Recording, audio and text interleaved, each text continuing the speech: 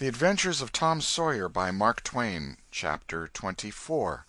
Splendid Days and Fearsome Nights. Tom was a glittering hero once more, the pet of the old, the envy of the young. His name even went into immortal print, for the village paper magnified him. There were some that believed he would be president yet, if he escaped hanging. As usual, the fickle, unreasoning world took Muff Potter to its bosom, and fondled him as lavishly as it had abused him before. But that sort of conduct is to the world's credit, therefore it is not well to find fault with it. Tom's days were days of splendor and exaltation to him, but his nights were seasons of horror. Injun Joe infested all his dreams, and always with doom in his eye. Hardly any temptation could persuade the boy to stir abroad after nightfall.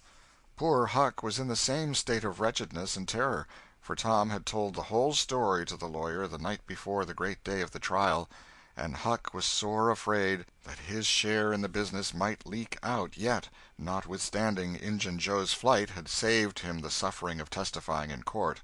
The poor fellow had got the attorney to promise secrecy, but what of that, since Tom's harassed conscience had managed to drive him to the lawyer's house by night and wring a dread tale from lips that had been sealed with the dismalest and most formidable of oaths.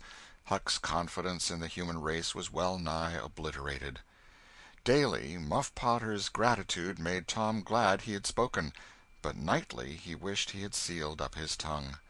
Half the time Tom was afraid Injun Joe would never be captured, the other half he was afraid he would be.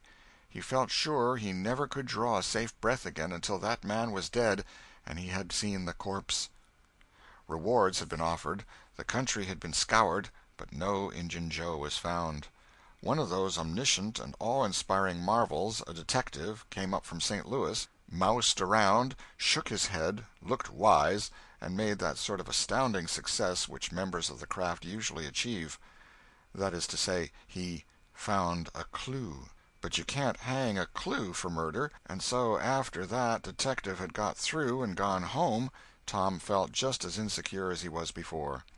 The slow days drifted on, and each left behind it a slightly lightened weight of apprehension. End of chapter 24. Chapter 25.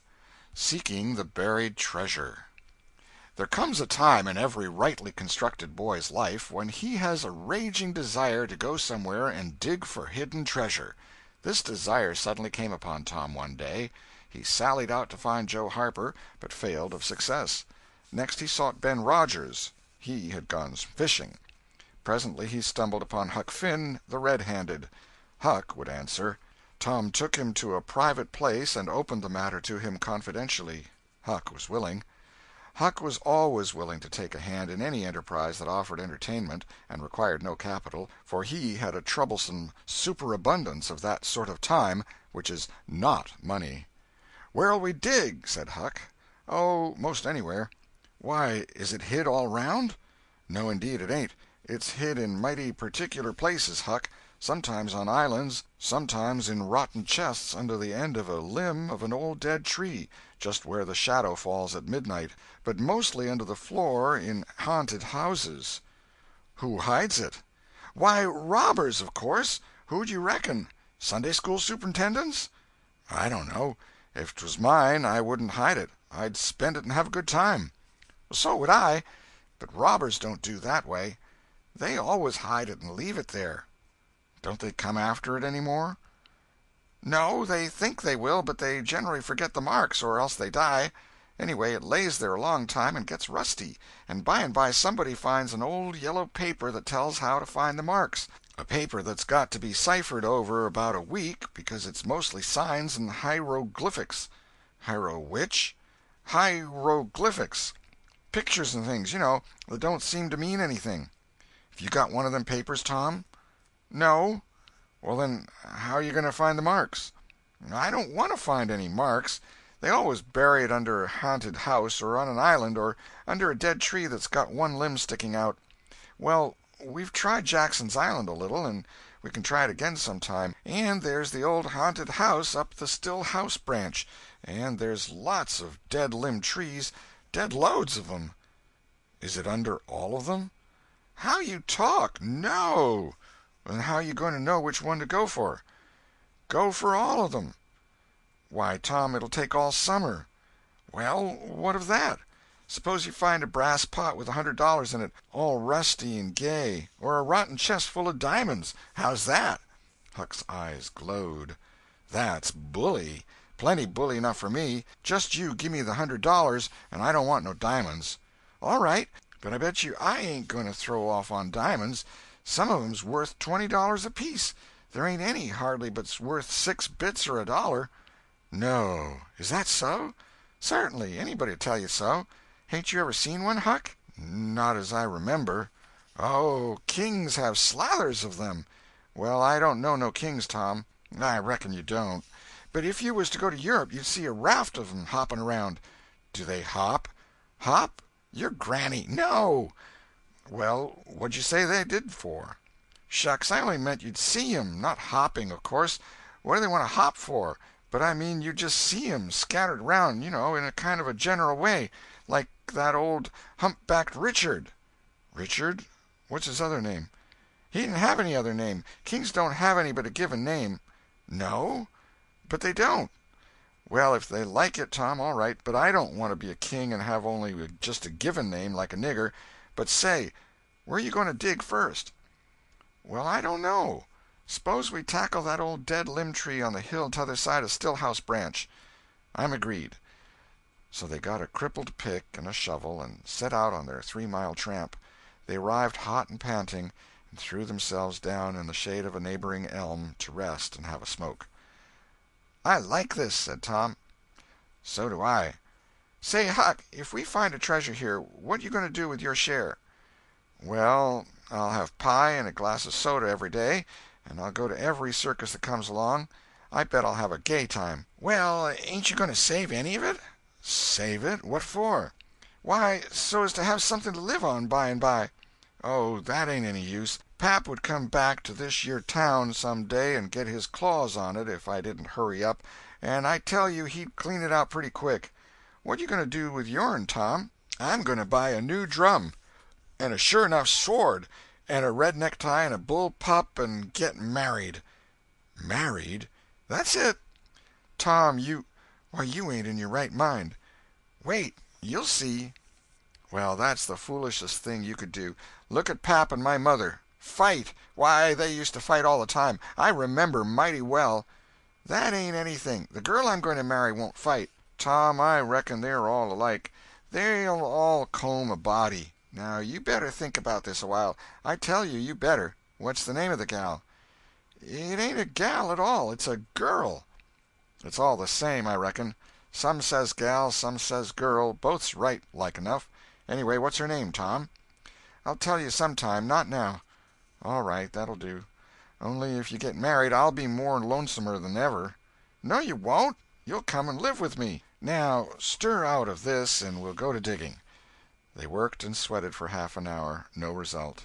They toiled another half hour. Still no result. Huck said, "Do they always bury it as deep as this?" "Sometimes. Not always. Not generally. I reckon we haven't got the right place." So they chose a new spot and began again. The labor dragged a little, but still they made progress. They pegged away in silence for some time. Finally Huck leaned on his shovel, swabbed the beaded drops from his brow with his sleeve, and said, "Where are you going to dig next, after we get this one?" "I reckon maybe we'll tackle the old tree that's over yonder on Cardiff Hill, back of the widow's."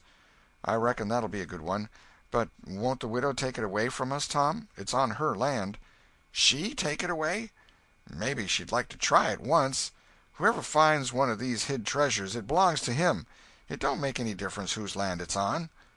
That was satisfactory.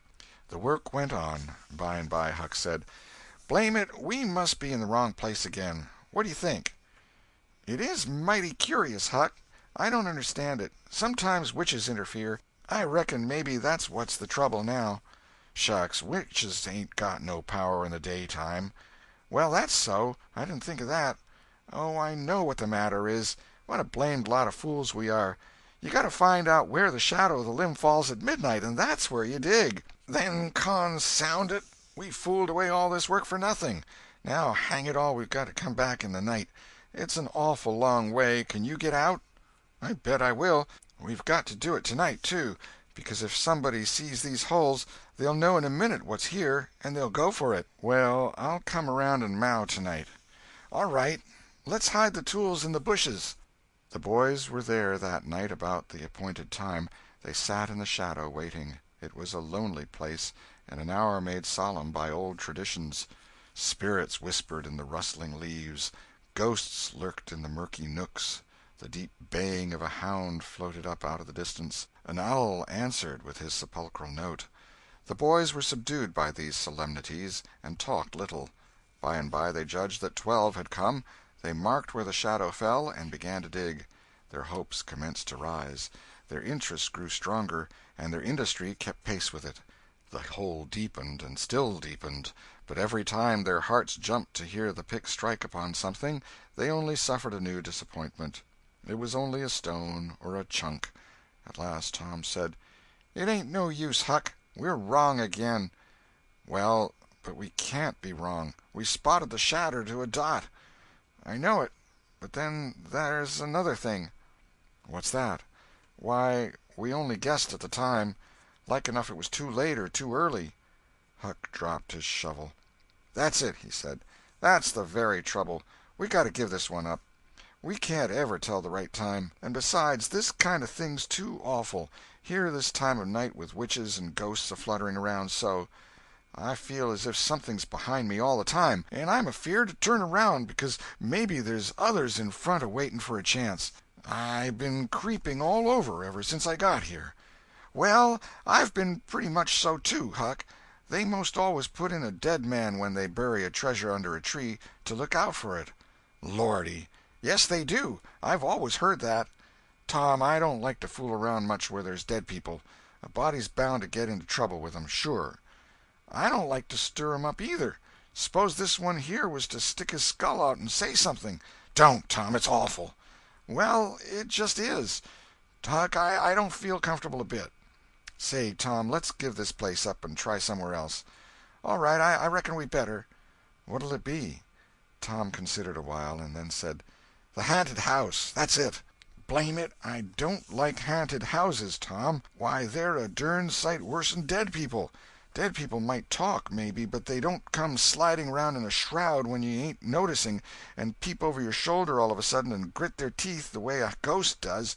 I couldn't stand such a thing as that, Tom. Nobody could." "Yes, but, Huck, ghosts don't travel around only at night. They won't hinder us from digging there in the daytime." "Well, that's so. But you know mighty well people don't go about that haunted house in the day nor the night." "Well, that's mostly because they don't like to go where a man's been murdered, anyway. But nothing's ever been seen around that house except in the night. Just some blue lights slipping by the windows. No regular ghosts." "Well, where you see one of them blue lights flickering around, Tom, you can bet there's a ghost mighty close behind it. It stands to reason, because you know that they don't anybody but ghosts use 'em." "Yes, that's so. But anyway, they don't come around in the daytime, so what's the use of our being afeard?" "Well, all right, we'll tackle the haunted house if you say so, but I reckon it's taking chances." They had started down the hill by this time. There, in the middle of the moonlit valley, below them stood the haunted house, utterly isolated, its fences gone long ago, rank weeds smothering the very doorsteps, the chimney crumpled to ruin, the window sashes vacant, a corner of the roof caved in. The boys gazed a while, half expecting to see a blue light flit past a window. Then, talking in a low tone, as befitted the time and the circumstances, they struck far off to the right, to give the haunted house a wide berth, and took their way homeward through the woods that adorned the rearward side of Cardiff Hill. End of chapter 25.